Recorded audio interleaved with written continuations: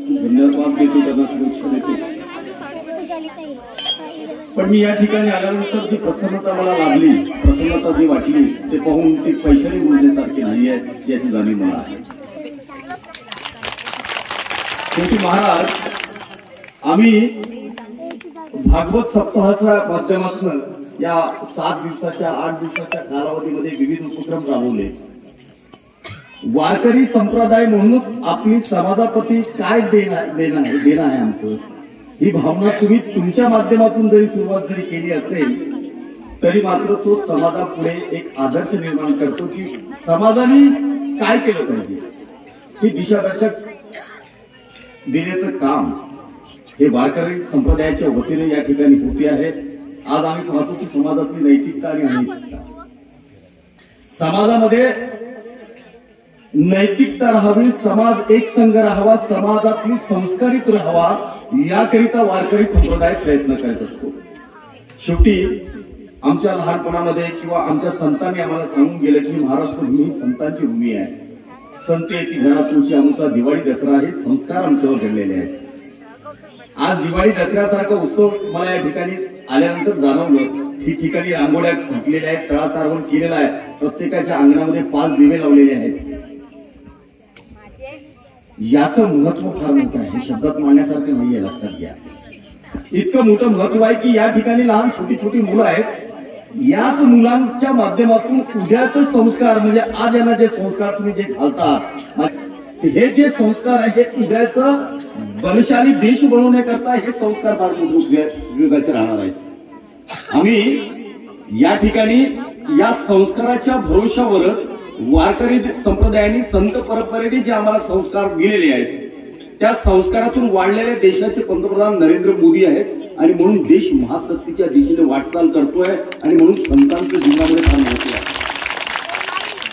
शेवटी भारत एक संस्कृती आहे.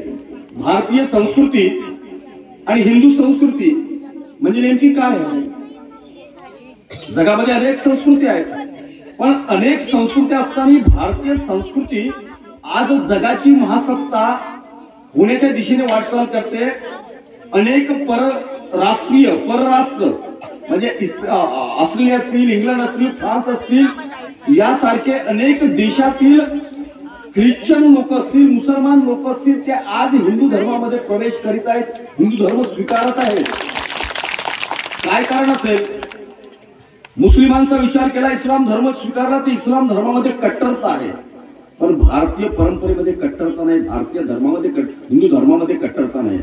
कारण ज्ञानेश्वर माऊलींनी सांगितलं होतं की आता विश्वात्मके देवे तेने वाग्यज्ञे तोषावे, तोषोनी मज द्यावे बसायला नाही.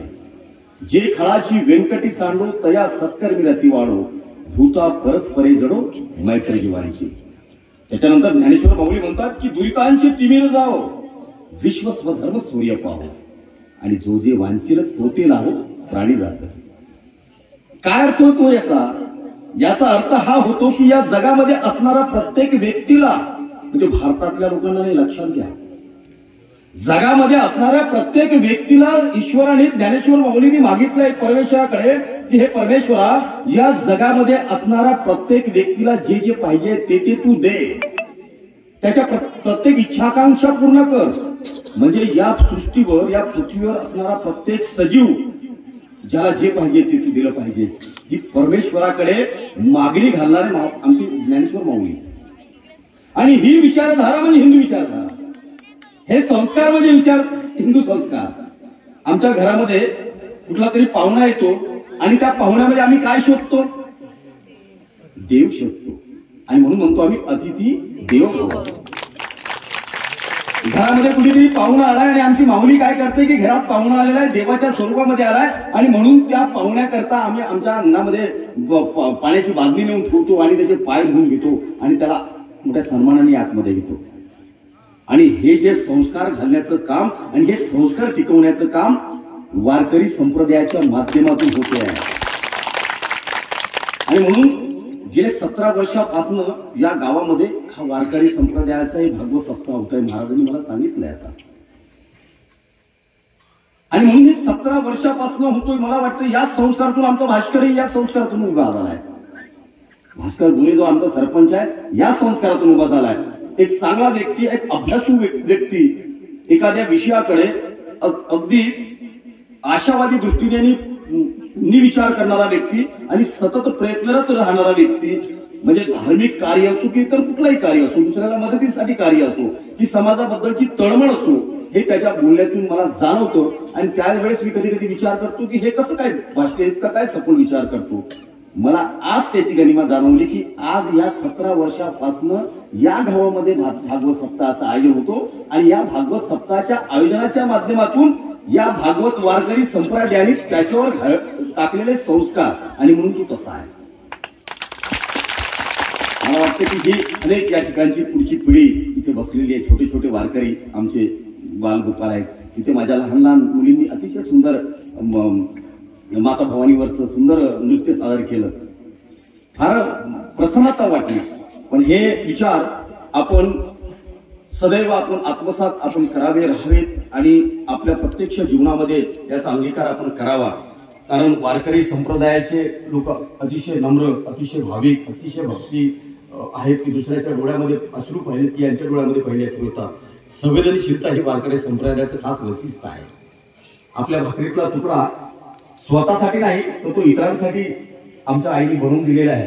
हे संस्कार आमच्या वारकरी संप्रदायाने आमच्यावर घातलेले आहेत. आणि मला वाटतं की जोपर्यंत वारकरी संप्रदाय आहे आणि तो अनादिकालापासून तो आहे, पांडुरंगाच्या भक्तीमध्ये लीन झालेला हा समाज, छत्रपती शिवरायांचा मार्गदर्शक असणारे संत तुकाराम महाराज, म्हणजे छत्रपती शिवरायांनी जेव्हा शस्त्र खाली सोडले होते, महाराजांच्या संपर्कात आले, महाराजांना म्हणजे फार व्यथित होते. महाराज मोगलांच्या पारतंत्र्यामध्ये वैताग गेले.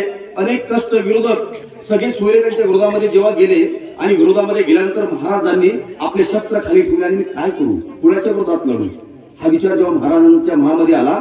शस्त्र जेव्हा ठेवले खाली त्यावेळेस तुकाराम महाराजांना महाराज भेटले. त्यावेळेस महाराजांनी सांगितलं की महाराज, तुमचं कार्य, तुमचं धर्म कार्य म्हणजे ते कार्य आहे. माझं कार्य आहे धर्माला जागवणं, तुमचं कार्य आहे धर्माला जिवंत ठेवणं. माझं कार्य आहे धर्माला जागवणं आणि तुमचं कार्य आहे धर्माला जिवंत ठेवणं, साम्राज्य विस्तार करणं आणि आमच्या माता भगिनींची रक्षा करणं, हे तुमचा राजधर्म आहे. आणि म्हणून राजधर्माची त्यावेळेस छत्रपती शिवरायांना जाणीव करून देणारे आमचे संत कोण होते? जगद्गुरू तुकाराम होते. आणि म्हणून याच संस्काराच्या माध्यमातून छत्रपती शिवरायांना घडवणारे आमचे तुकोबराम महाराज असतील, संत जगनाडे महाराज असतील, ही जी संतांची परंपरा आमच्या महाराष्ट्राला लाभली आणि या संतांच्या विचारधारेवर आम्ही जगतोय, याचाच अर्थ आहे की उद्याचं भविष्य भारताचं निश्चितच मोठं राहणार आहे आणि जागतिक महासत्ता म्हणून भारत उदयास येणार आहे.